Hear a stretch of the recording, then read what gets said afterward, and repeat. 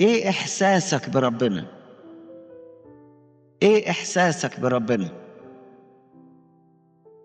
ايه اللي تعرفه عنه؟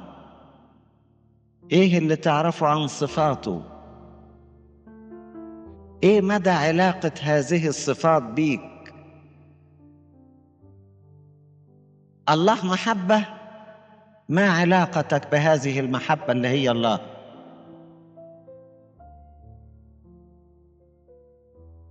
الله رحيم، ايه علاقتك بالرحمة؟ الله موجود، ايه علاقتك بيه بوجوده؟ ايه قيمة ربنا في حياتك؟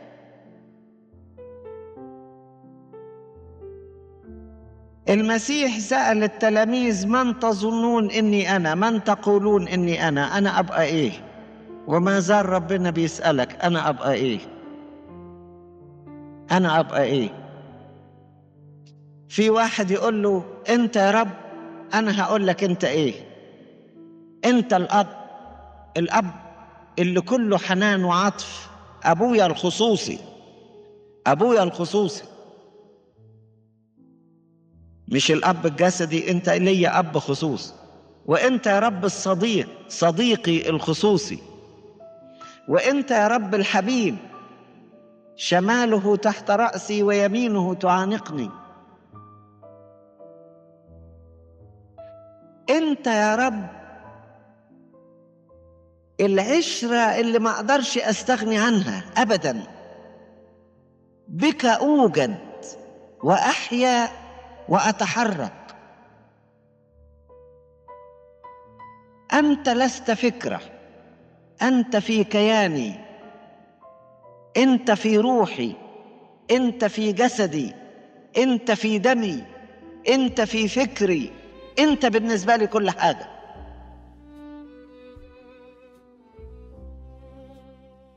انت بالنسبة لي، انت اللي بتعمل فيا، انا لا اعمل. انت العامل، انت المحرك، انا بتحرك بيك. انت الموجه، انت تعمل فيا، انت تعمل معي، انت تعمل بي. ربما لا افهمك، ولكني احسك، ادركك ادراك داخلي لا يعبر عنه. انا عارفك، لكن الالفاظ ما بتقدرش تعبر عن معرفتي ليك.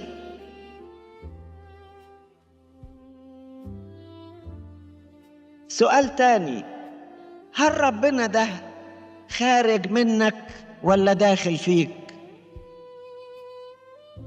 يعني في حاجة خارجك اسمها ربنا؟ في حاجة في السماء اسمها ربنا؟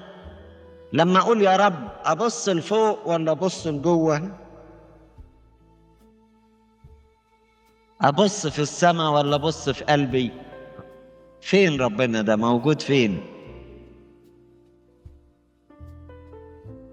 بالنسبة ليك، هل أنت عرفت ربنا ولا لسه ما عرفتوش؟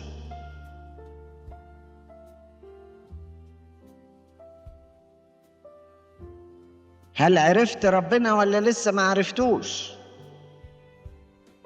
ايه ربنا بالنسبة لك؟ انت تعرفه ولا ما تعرفوش؟ ايه ربنا بالنسبة لك؟ انت تعرفه ولا ما تعرفوش؟ هل في اختبار بالنسبة لربنا ولا ما فيش؟ هل عشت معاه ولا ما عشتش معاه؟ هل ربنا بالنسبة لك فكرة أم وجود؟ يعني في فكرة اسمها ربنا، ولا في وجود حقيقي، كيان حقيقي اسمه ربنا؟ ايه اللي موجود؟ ايه مكانة ربنا في حياتك؟ من لا يبغض حتى نفسه من أجلي لا يستطيع أن يكون لي تلميذا. هل أنت نفسك بتحبها أكتر من ربنا؟ متعك الشخصية، لذاتك الشخصية، أفراحك الشخصية، ماليتك الشخصية، حريتك الشخصية. هل بتحب ده أكتر من ربنا؟ إيه قيمة ربنا في حياتك؟ إيه قيمة ربنا في حياتك؟ ولا واحد فيكم إلا وبيقول يا رب، وكلكم تؤمنوا بالله، وكلكم بتقولوا ربنا، لكن إيه مركز ربنا في حياتك؟ ربنا بيجي في ودان كل واحد فينا ويقول له كلمة في سرك، جاوبها في السر، وأنا هكتم السر وما أقولش لحد. إيه مركزي في حياتك؟ إيه مركزي في حبك؟ إيه مركزي في مشغولياتك؟ أنا فين وإنت فين؟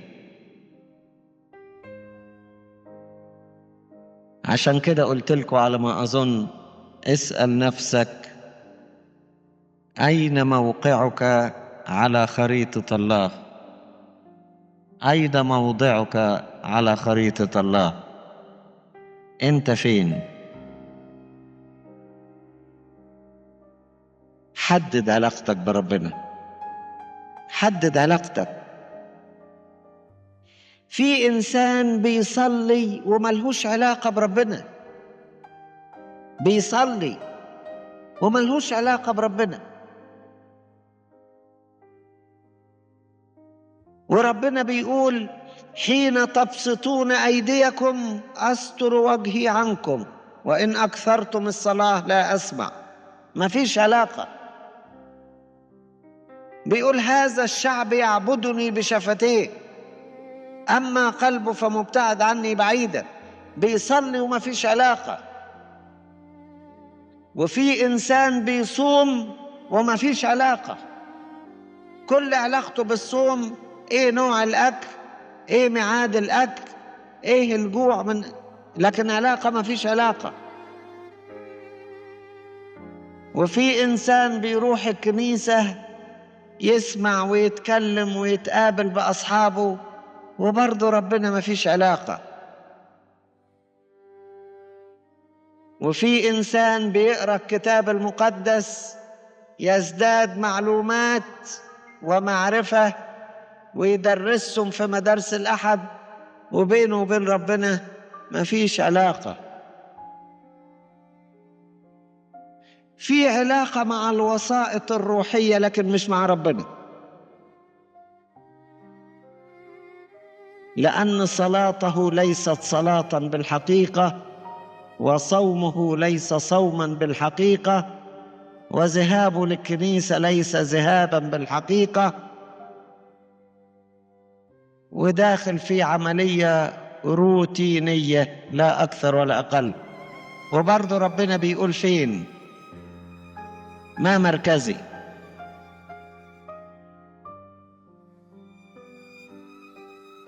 طب هسأل سؤال، أدينا احنا موجودين في الكنيسة حوالي 7000 ولا 8000، ربنا يقول ليا كم واحد في دول؟ طبعا جايز يقول لي 10,000 دول اللي في بيوتهم، لكن بالحقيقة كم واحد بتاع ربنا؟ كم واحد يقدر يقول حبيبي لي وأنا له؟ حبيبي لي وأنا له.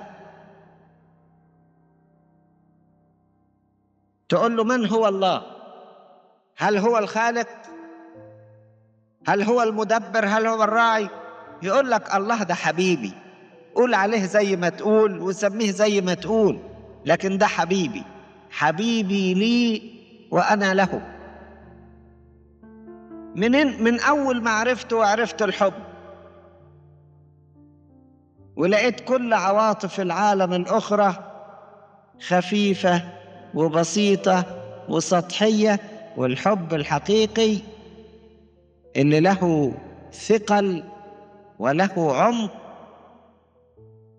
هو ربنا.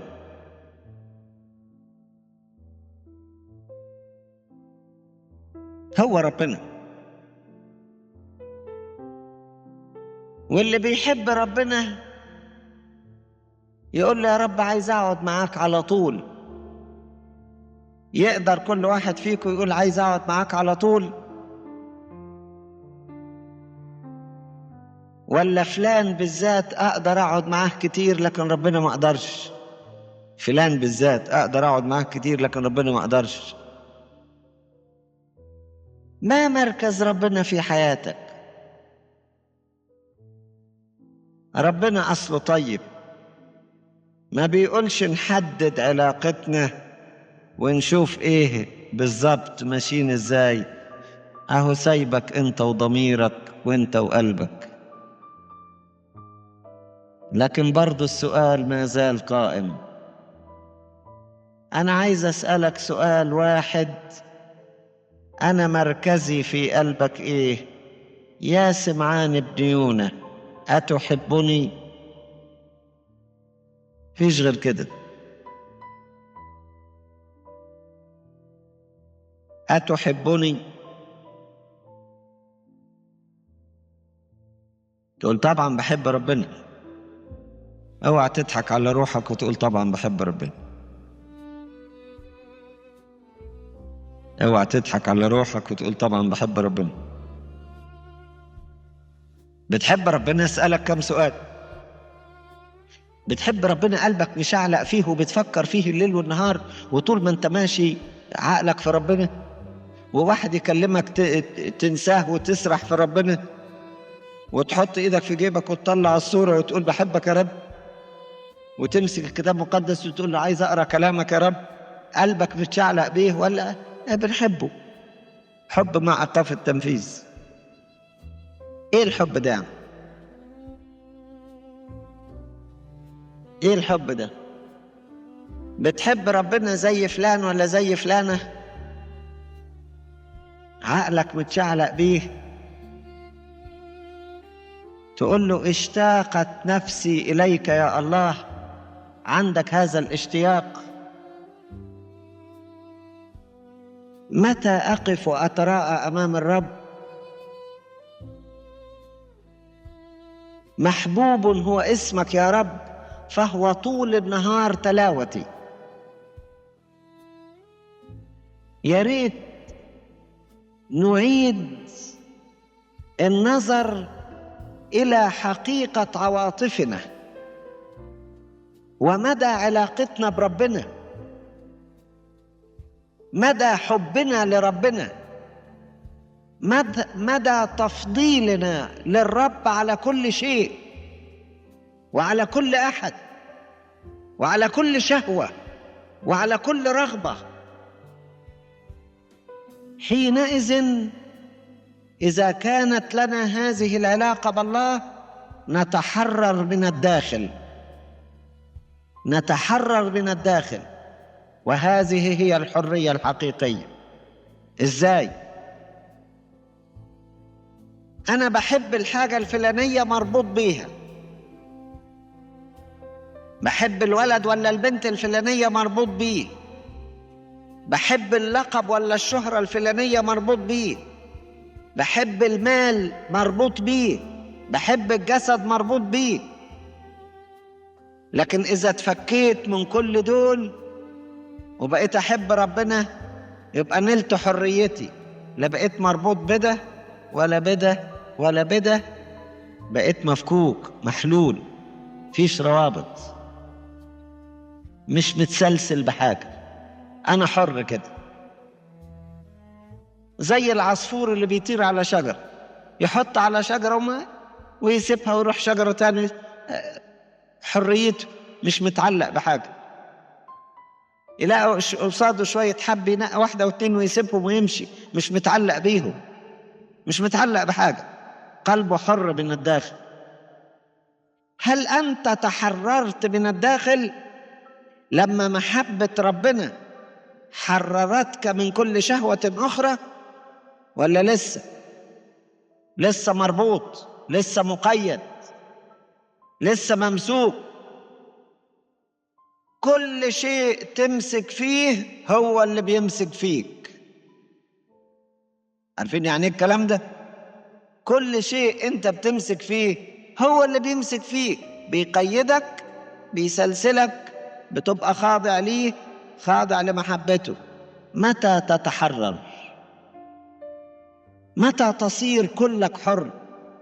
مفيش حاجة في العالم بتسيطر عليك.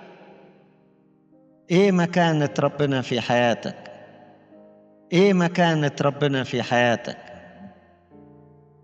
نقول له يا رب اعطني ذاتك، اعطيني حبك، اعطيني عشرتك.